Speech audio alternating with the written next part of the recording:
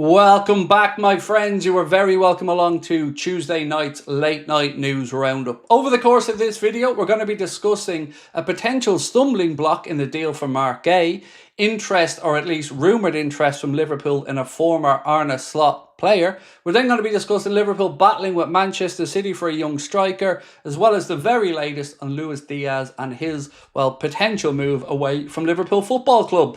That and lots more to come over the next few minutes, but you know what I'm going to ask you next. Let us know your thoughts in the comment section. Drop a like on the video if you enjoy it, and of course we would love you to hit that subscribe button. Right, let's get going. So, this piece here, which weirdly comes from Portugal, said Feyenoord have set a £17 million price tag on Anis Hadj Moussa. The right winger has interest from Liverpool and Nottingham Forest, amongst other clubs. Now, again, do we really think that Liverpool are going to move for him? He's been linked to us in a couple of papers over the last few months, but it's never really been one that I've thought had any traction to it or any realistic option of it happening. But do let us know your thoughts on this guy. I don't think he's good enough for what it's worth, and I think if Liverpool are to be looking for a winger, it's going to be somebody a little bit more flamboyant, shall we say, than that, or maybe a sexier name than that. But of course, this is your show, so let us know your thoughts on it in the comment section. Do you think he's good enough, or do you think it's just nonsense coming out of Portugal? Now we're going to talk about an exclusive from Craig Houlden of the Daily Mail. Liverpool look like they're about to lose a young talent to Newcastle. Craig writes that Newcastle are set to pull off a coup by signing Isaac Moran. 16-year-old turned down Liverpool's latest contract offer. The midfielder has captained England at youth level and looks like he's moving to Newcastle. Now, want to guess who his agent is? Let's just say somebody's brother, and we'll leave it at that. I think you can read between the lines there. So this piece here from the Mail from Simon Jones said Liverpool are expected to proceed in talks for Crystal Palace's Marc Guéhi or Jurel Hato at Ajax. Now, I think that if Ibrahim Konate moves on, you may see Liverpool move for both of these guys in this window. But it's no secret that Liverpool are interested in Marc Guéhi because we may lose, an experienced centre-back and want to replace them. But on the other side of it, we also know that in an ideal world, Liverpool would have moved for a younger defender to replace the departing Jarell Quansah, and that most likely would have been Jurel Hato. So I think that there is a potential world where both of these deals happen if Konate moves on. But if he doesn't, then I still think it is Marc Guéhi, the most likely one to come through. But there is a bit of a problem with that deal, and it isn't from the Liverpool side. So this piece here says, breaking, and credit anything Liverpool for this post, Crystal Palace won't make a bid for Ousmane Diomande. They only offered €30 million, Sporting demanded €60 million, and negotiations stopped immediately. That's according to Record in Portugal and Talking Sporting. Do we think that has a bit of an impact on the Marc Guéhi deal? Well, I don't think it will dampen Liverpool's interest in him, nor will it change the fact that Crystal Palace know that he has 1 year to go on his deal at the minute, and if they don't sell him this summer, well, they're probably going to lose him for free. So it might delay it a little bit, or maybe cause Crystal Palace to have a bit of a pause to reevaluate. So let me know what you think on this one, because other reports were saying that Palace were closing in on a £47 million signing of Ousmane Diomande. So I don't know if this is just a negotiating tactic maybe on Sporting side, or if if Crystal Palace really have just given up any hope of signing him. It always felt like a very ambitious one, by the way, because Diomande, with such a high price, has also been linked with clubs like Liverpool in the past. So yeah, it'd be interesting to see if they do reignite that interest. Now, I mentioned to you at the start of the video that Liverpool are looking to battle Manchester City for a young striker. Well, this piece here says Manchester City are ready to rival Liverpool for Salford City's promising young striker Will Wright.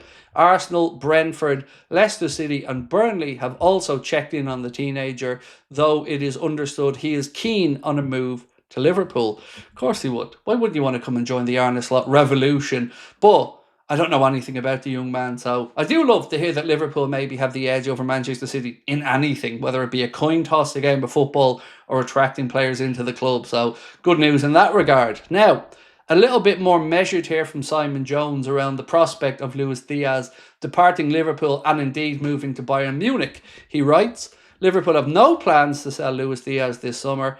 No formal offers have been made, though Al Nassr could yet change that. Bayern Munich are the latest club to discuss Diaz internally, while Barcelona are the only team to have contacted Liverpool so far for Diaz, but that was a basic telephone inquiry and has not progressed. So I don't believe that Liverpool aren't going to sell Diaz this summer. I just don't believe it, for the simple reason that there's going to be offers coming in from Al Nassr. There may be an offer coming in from Bayern, and the player himself wants to move if he doesn't get a contract renewal at Liverpool. And Liverpool at this moment in time don't look like they're interested in throwing more money at Luis Diaz. For what it's worth, and I've said this multiple times, I love Lucho to stay. He absolutely does deserve a pay bump, but it doesn't look like Liverpool are going to give it to him. So for me, I do think we'll see Luis Diaz depart this summer, whether it's to Bayern Munich, Barcelona, Al Nassr or anybody else. That remains to be seen. But Liverpool know they're to expect an offer from Al Nassr, which should meet the valuation of about €85 million upwards. What I don't know is if Luis Diaz has any intention of accepting that or not. So let's wait and see on that one. Also, from Simon Jones of the Mail Sport, he writes that Liverpool are still awaiting offers from Napoli for Darwin Núñez and are aware of Bundesliga interest building in Harvey Elliott, who could be sold for offers above 40 million with a buyback option. Brighton are long-term admirers. So I do love this, by the way, that the price is now 40 million if Liverpool can put a buyback clause in there, or 50 million as reported by David Ornstein if Liverpool can't put a buyback clause in there. But either way, I don't think we're going to be short of offers, and I don't think Harvey Elliott is going to be short of offers this summer. I am intrigued to think, though, where do you think that he should go? And we also ran a bit of a poll tonight, just for fun, because it was suggested. I'm not trying to intimate in any way that Jones may leave, but we did ask, who would you rather sell this summer if you had to lose one, Harvey Elliott or Curtis Jones? And it was really, really close, but 52% went for Harvey Elliott. And again, I think some of that might be down to the fact that Curtis is a born and bred Scouser and a little bit more versatile as well. But it was an interesting one. But again, what I reiterate, no talk of Curtis Jones moving on this summer. It was just a suggestion from somebody in the chat. What we also did tonight was ask you guys to pick a winger if Liverpool did lose Luis Diaz. And again, despite the protestations around the idea of Anthony Gordon, guess who the winner in the poll was? And we put Rodrigo in it. So it was Rodrigo, it was Anthony Gordon, Malik Fofana, and I can't remember for the life of me who the fourth one was. But either way, it was Anthony Gordon that won the poll with 38% of the vote, I believe. Rodrigo in second place. So, you know, despite all the people saying that he isn't good enough, when it came down to a vote again for the second time on the channel, people voted for Anthony Gordon as a potential replacement. So I'm sure you're going to want to have your say about that in the comment section, and please feel free to do so. Right, my friends, we'll be back tomorrow. You know the routine at this point. 4:30 video, 8:45 stream, and then a late night news update. Again, thank you for your continued support. We really do appreciate it. Much love. Bye-bye.